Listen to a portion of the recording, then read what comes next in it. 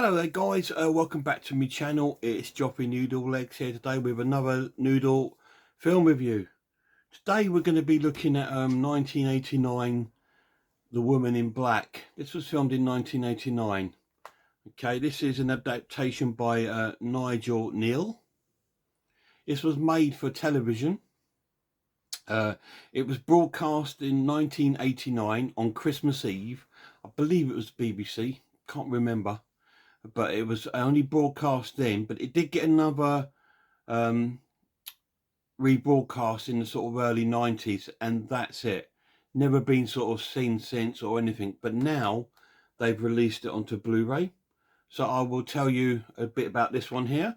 This is made by Network. Network distribution tend to just make and release products of television programs, comedies or movies or plays that were made for the television. This one comes on the Blu-ray and also contains a booklet. The booklet's quite nice. It goes into quite in-depth details about it's like an essay about the cast and the story and everything like that. It's a really nice little booklet. It's got a nice photo in the inside. So it's like a reversible sort of cover, if you like, with restoration notes. So this isn't the Daniel Radcliffe version of the film that we all know, that was the sort of big budget film. This one, I believe, is a lot closer to the book and the stage play. I've not read or seen either. I've only seen the films. I did love the Daniel Radcliffe version.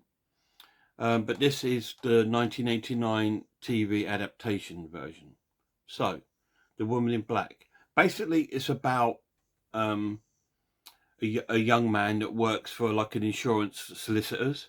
And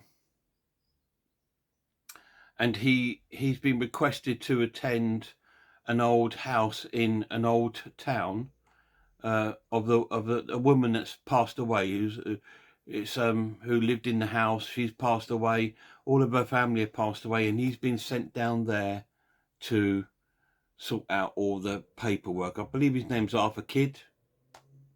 So he's been sent down there to sort out all the paperwork. Now, when he goes to the little town, he finds out all the locals like got sort of like when he mentions the woman's name and that the house he's going to be going to sort out the paperwork and try and sell the house on, they're all sort of suspicious about it, and there's like a history behind it. So the house is in like a remote part of the village. It's almost like it's isolated away on its own little island where the tide keeps coming in and going out, so you can only go there certain parts of the day. Anyway, on this, he starts seeing sort of ghostly figures of a woman in black, as she is. He starts to see her on occasions, and it starts to haunt him and drive him a little bit crazy. So it is an English ghost story, and it starts affecting him and his family, etc. It is completely different to the Daniel Radcliffe version. The Daniel Radcliffe version, it's some parts of the story are completely different. Like in the Daniel Radcliffe, his wife passes away giving birth to a baby girl, doesn't he? And he's only got a son left. But in this, he has the whole family. So there's little bits like they're different. But this is really cool. I like this version of the film. I don't know if I like it better. I think it is better than the Daniel Radcliffe one, but I like that one too. I think they've both got their own merits. The Daniel Radcliffe one is definitely more full of jump scares, and it has the massive budget, obviously. This doesn't. This probably has the BBC or ITV, wherever it was broadcasted, budget. It will have the budget that was given to that. So, but it still looks really cool. It looks that this version has been really remastered really well. The picture quality is fantastic.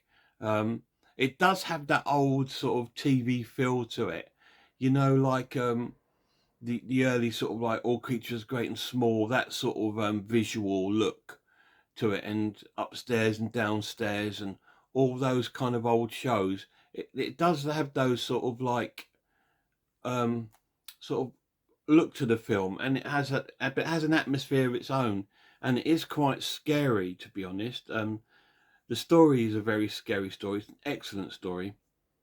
It's really well acted. I don't know most of the cast in there. The only cast member I actually recognised was the pub owner, the inn owner.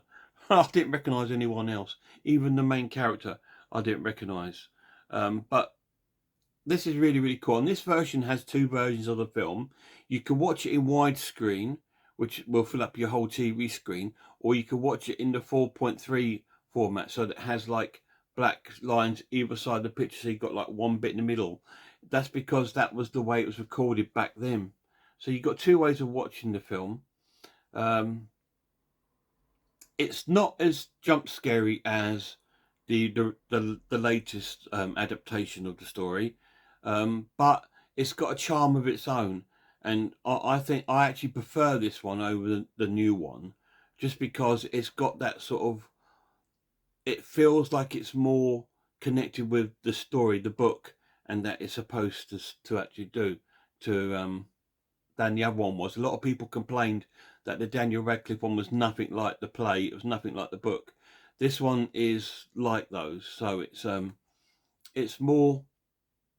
If you enjoyed the book or the play, you'd probably enjoy this version more than the Daniel Radcliffe one. But that's a personal choice, isn't it? But this is fantastic. I would give it as a watch, not a must watch. I would give it as a great watch. And so I would score this a 7 out of 10.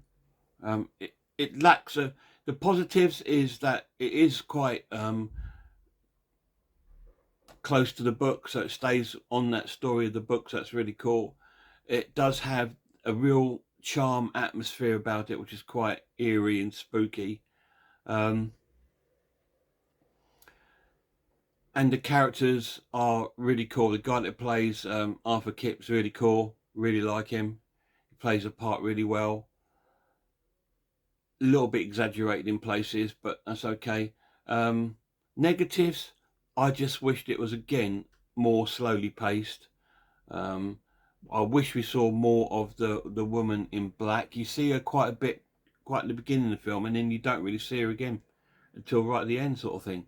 So it's like, I wish we saw more of that, and we had more jump scares. It lacked jump scares, to be honest. But it was really cool. But the only other negative, like I said, I just wish it had more. I just wish it was longer, really. It is quite a good length. It's about an hour and 40 minutes. But I think they could have done it in like two parts and had it in like, because it's a TV one, they could have had it over 2 nights. And had it like over 2 hours or something, and just expanded the story more and gave us a bit more of the background of the story. Because in the modern one, you hear quite a lot of the story, the background behind it, and about the family. In this one, you don't really hear as much. But it's really, really eerie, and it is a good watch. I do recommend watching it if you get to see it, or if you can pick this up cheap, I would pick it up.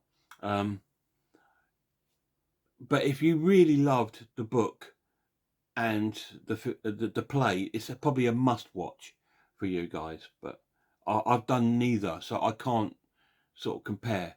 But to me, it's a great watch.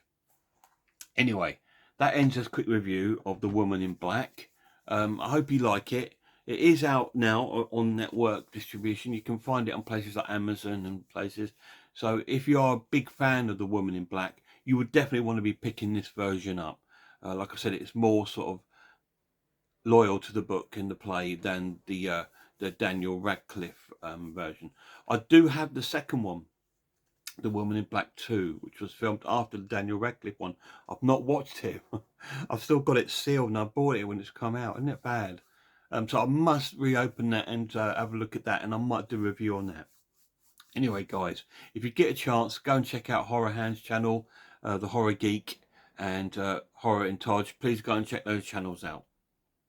Until next time, guys, look after yourselves, and I really hope I'll see you all soon.